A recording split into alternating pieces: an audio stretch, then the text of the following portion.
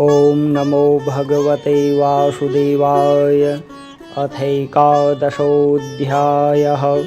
मैत्रेय उवाच। चरमः षद्विशेषाणामनेको संयुतः सदा परमाणुः सविज्ञेयो नृणामैक्यभ्रमो यतः शत एव पदार्थस्य स्वरूपावस्थितस्य यत् कैवल्यं परममहान् विशेषो निरन्तरः एवं कालोऽप्यनुमितः सौक्ष्म्यै स्थौल्यै च सत्तमः संस्थानभोक्त्या भगवान् अव्यक्तो व्यक्तभुग्विभुः सकालः परमाणुर्वैयो भुक्ते परमाणुतां शतो विशेषभुग्यस्तो सकालः परमो महान्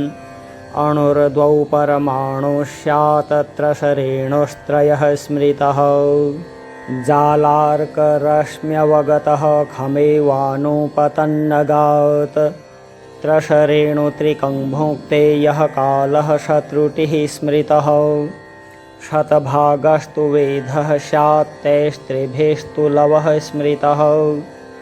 निमेषस्त्रिलवो ज्ञेय आम्नातस्ते त्रयः क्षणः क्षणान् पञ्चविदुः काष्ठां लघुता दश पञ्च च लघूनि वै समाम्नाता दश पञ्च च नाडिका ते द्वे मुहूर्तः प्रहरः षड्यामः सप्तवानृणाम् द्वादशार्धपलोनमानं चतुर्भिश्चतुरङ्गुलैः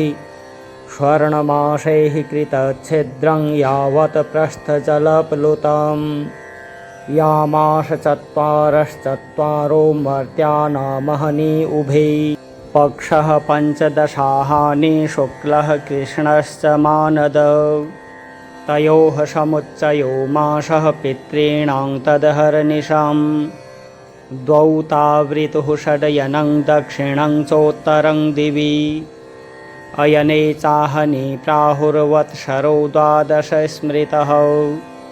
संवत्सरशतं नृणां परमायुर्निरूपितं ग्रहरक्षताराचक्रस्थः परमाणवादिना जगत् संवत्सरावसानेन पर्येत्य निमिषो विभुः संवत्सरः परिवत्सर इडावत्सर एव च अनुवत्सरो वत्सरश्च विदुरैवं प्रभाष्यते यः सृज्य शक्तिमुर्ध्वोच्छ्वसयन् स्वशक्त्या पुंसो भ्रमाय दिवि धावति भूतभेदः कालाख्यया गुणमयं क्रतुभिर्वितन्वस् तस्मै बलिं हरतवत्सरपञ्चकाय विदुर उवाच। पितृदेवमनुष्याणामायुः परमिदं स्मृतं परेषां गतिमाचक्ष ये स्युः कल्पाद् बहिर्विदः भगवान् वेदकालस्य गतिं भगवतो ननु विश्वं विचक्षते धीरा योगराद्धेन चक्षुषा। मैत्रेय उवाच। कृतं त्रेता द्वापरं च कलिश्चेति चतुर्युगं दिव्यैर्द्वादशभिर्वर्षैः सावधानं निरूपितं चत्वारि त्रीणि द्वे चैकं कृतादिषु यथाक्रमं संख्यातानि सहस्राणि द्विगुणानि शतानि च सन्ध्यांशयोरन्तरेण यः कालः शतसंख्ययोः तमेवाहुर्युगं तज्ज्ञा यत्र धर्मो विधीयते धर्मश्चतुष्पान्मनुजान् कृते समनुवर्तते स एवान्येष्वधर्मेण व्येति पादेन वर्धता त्रिलोक्यायुगसहस्रं बहिराब्रह्मणो दिनं तावत्येव निशातात यन्निमीलति विश्वश्रेक निशावसान आरब्धो लोककल्पोऽनुवर्तते यावद्दिनं भगवतो मनो न भुञ्जश्चतुर्दश स्वं स्वं कालं मनुर्भुङ्क्ते साधिकां ह्यैकसप्ततिं मन्वन्तरेषु मनवस्तद्वंश्या सुराः भवन्ति चैव युगपत्सुरेशाश्चानुये च तान् एष दैनन्दिनः सर्गो ब्राह्मस्त्रैलोक्यवर्तनः तिर्यं नृपितृदेवानां सम्भवो यत्र कर्मभिः मन्वन्तरेषु भगवान् बिभ्रतसत्त्वं स्वमूर्तिभिः मन्वादिभिरिदं विश्वमवत्योदितपौरुषः तमो मात्रामुपादाय प्रतिसंरुद्धविक्रमः कालेनानुगताशेष आस्ते तूष्णीं दिनात्यये तमेवानवपि धीयन्ते लोका भूरादयस्त्रयः निशायामनुवृत्तायां निर्मुक्तशशिभास्करं त्रिलोक्यां दह्यमानायां शक्त्या सङ्कर्षणाग्निना यान्त्योषमणामहरलोकाज्जनं भृग्वादयोर्दिताः तावत् त्रिभुवनं सद्यः कल्पान्तैधितसिन्धवः प्लावयन्त्युत्कटाटोपचण्डवाते ऋतुर्मयः अन्तः स तस्मिन् सलिल आस्ते नन्तासनो हरिः योगनिद्रान्निमीलाक्षः स्तूयमानो जनालयैः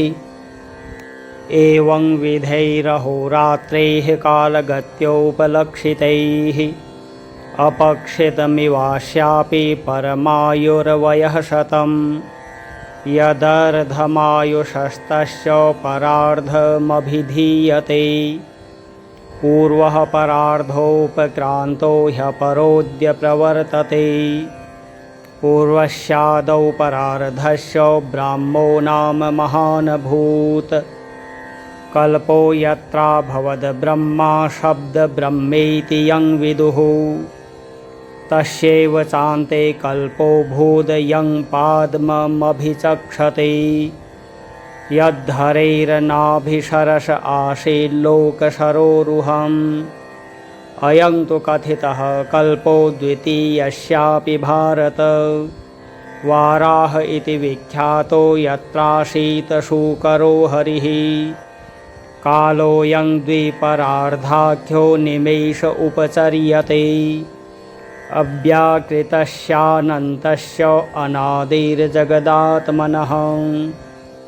कालोऽयं परमाण्वादिर्द्विपरार्धान्तैश्वरः नैवेशितुं प्रभुर्भूम्ना ईश्वरो धाम मानिनां विकारैः सहितो युक्तैर्विशेषादिभिरावृतः आण्डकोशो बहिरयं 50शतकोटिविस्तृतः दशोत्तराधिकैर्यत्र प्रविष्टः परमाणुवत् लक्ष्यतेऽन्तर्गताश्चान्ये कोटिशो ह्यण्डराशयः तदाहुरक्षरं ब्रह्म सर्वकारणकारणं विष्णोर्धाम परं साक्षात् पुरुषस्य महात्मनः। ओम जय जय जय श्रीमद्भागवते महापुराणे पारमहंस्यां संहितायां तृतीयस्कन्धे एकादशः श्रीकृष्णार्पणमस्तु।